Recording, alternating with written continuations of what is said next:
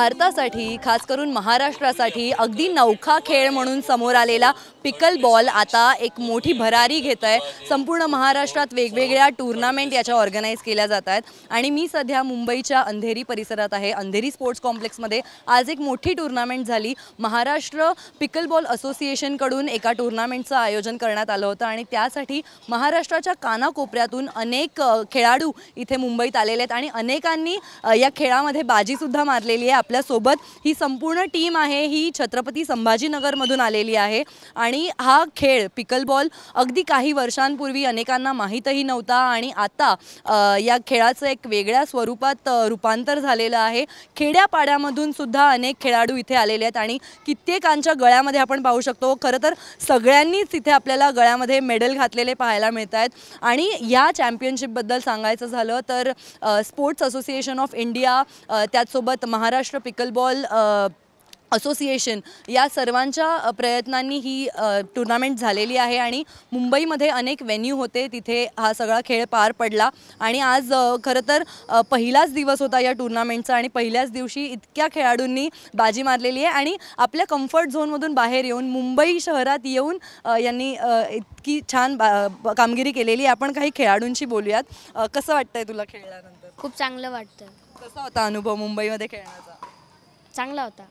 पिकल ball खेळाबद्दल काय सांगशील? म्हणजे तू कधीपासून खेळायला लागलास? मी 2021 पासून खेळाल पिकल बॉल। किती कसं वाटतं आता इतक्या वर्ष प्रॅक्टिस केली आणि आता? चांगलं वाटतं, खूप चांगलं वाटतं। तुझा काय अनुभव आहे पिकल बॉल खेळाबद्दल? खूप चांगलं वाटतं आणि खेळायला पण मजा येते, सगळ्यांशी ओळख होते।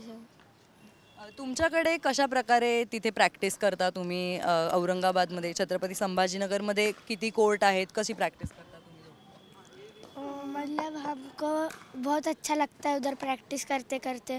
उधर ऐसा लगता है कि कोई अलग ही वर्ल्ड में खो गए। इकडे आल्यानंतर कसं वाटतं? छान वाटते। पिकल बॉल तू कधीपासून खेळायला लागला आणि काय तुझा एक्सपीरियंस काय आहे गेम? मैं 6 महीने से पिकल बॉल खेल रहा हूँ और उसमें ही आप इतने अच्छे लेवल पे आ गए कि आप इतने अच्छी टूर्नामेंट में रिप्रेजेंट कर रहे हो। हाँ।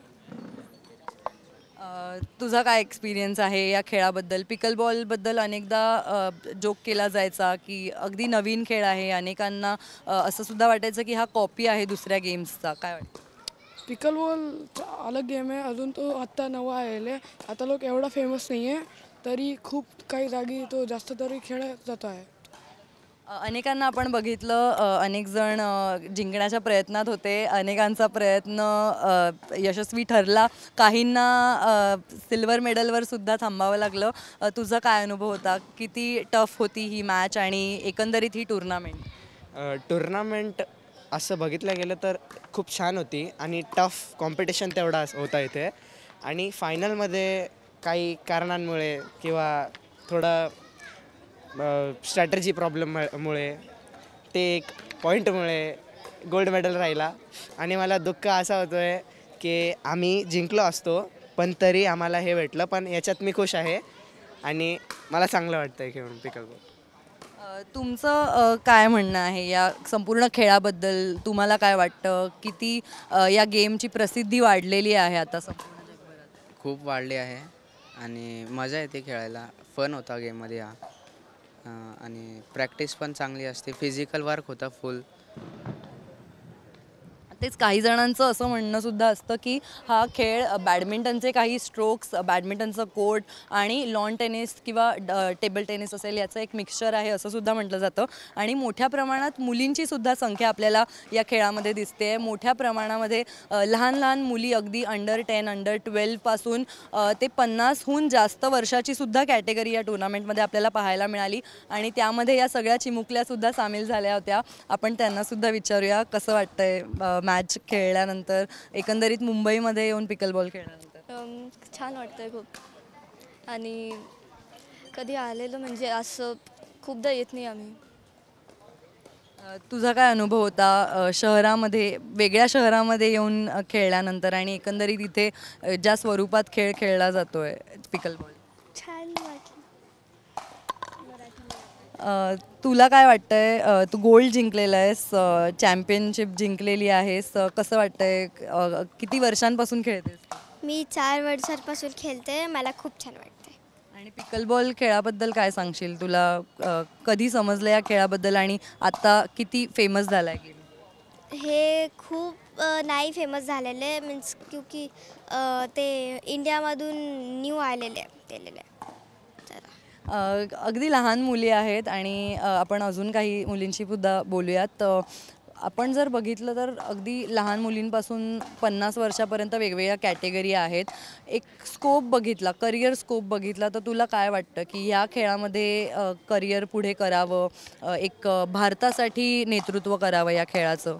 हो नक्कीच, कारण हा गेम खूप छान आहे आणि ह्या गेमची आता सुरुवात आहे. आणि आधी हा गेम नॉर्मली नव्हता माहिती कोणाला, पण आता हा गेम खूप जणांना माहिती झाला आहे आणि आता ह्यापुढे हा अजून जास्त वाढेल, तर यात स्कोप जास्त आहे. नक्कीच, त्यामुळे अनेकांना सुद्धा हेच म्हणणं आहे की कित्येक ठिकाणी आपल्याला पाहायला मिळतं पिकलबॉलची प्रसिद्धीसुद्धा दिवसेंदिवस वाढत जाते. तुझं काय म्हणणं आहे? पिकलबॉल आधी जेव्हा आलं होतं नवीन नवीन तेव्हा इतका ग्रो नव्हता झाला. आता तो खूप चांगल्या प्रमाणात ग्रो होतो आहे आणि खूप असे छोटे मुलं ते मोठे लोक सगळ्यांसाठी हा गेम म्हणजे इझी टू प्ले आहे. सगळे खेळू शकतात आणि अपॉर्च्युनिटी सगळ्यांनाच खूप चांगल्या आहेत.